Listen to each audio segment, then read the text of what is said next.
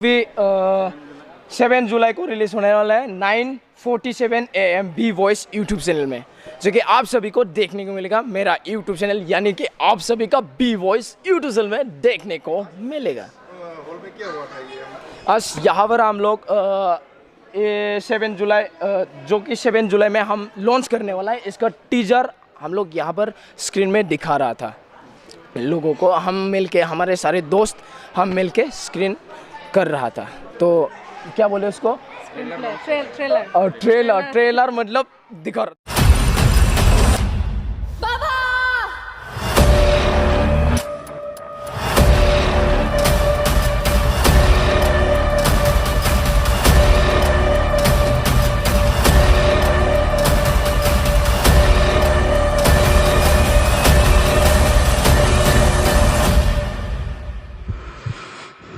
बेखौनो बुंनो सानोदि बिराद मोजां मोनदों। आगे बि बयसआदि दिनै बेफोरबायदि मोनसे सिरिज टाइप र माने मुभि माने लानानै फैदों आरो फुल मुभि नङाबाबो सर्ट मुभि हिसाबै थांगोन ना बियो आगैहाय, बेनिखायनो बिराद प्राउड फिल खालामदों।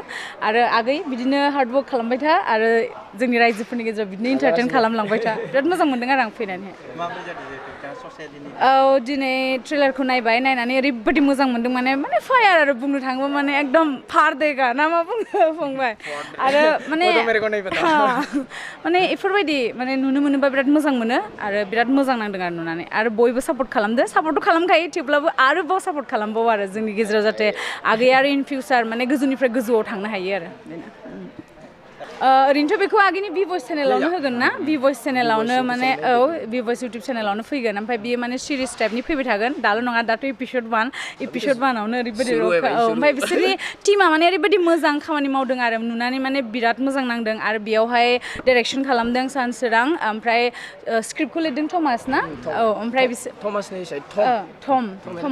थम आरो ओमफ्राय बिराद मोजां स्क्रिप्टआबो। आरो बि भइस आगैखौथ' बुंनांला, ओमफ्राय जोंना आगै बिथिं पिंकिया एक्टिं खालामदों, बिराद मोजां एक्टिं खालामदों। नोंथांमोना नायदो, 7 जुलाइआवहाय रिलिज जागोन, ओमफ्राय मोजां नांगोन। आंथ' बिराद मोजां नांबाय, आंथ' एक्साइटेड 7 जुलाइआ माला जागोन सानगासिनो दं आं। बेनो आरो स' बेयावनो कंग्रेचुलेसन आगै पिंकि आरो आगै रुबिन सिंआ माने मा होनो प्रडाक्शन मेनेजार आरो डिअपिखौबो खालामदों आगै। मा होनोमोन डिअपिया?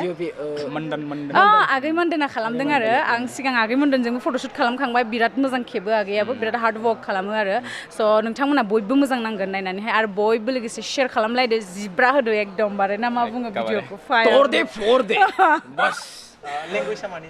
लेंगुवेजआ हिन्दीनि जागोन।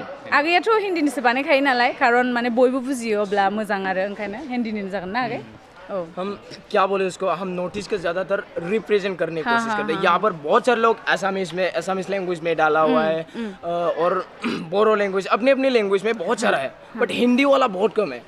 हमें हिंदी वाला इसलिए चाहिए होता है हम जब भी बाहर जाते हैं, हम नोटिस से जब भी बाहर जाते हैं, तो उसमें क्या होता है भी 7 जुलाई को रिलीज होने वाला है 9:47 AM B Voice YouTube channel में, जो कि आप सभी को देखने को मिलेगा। मेरा यूट्यूब चैनल यानी कि आप सभी का बी वॉइस यूट्यूब चैनल में देखने को मिलेगा।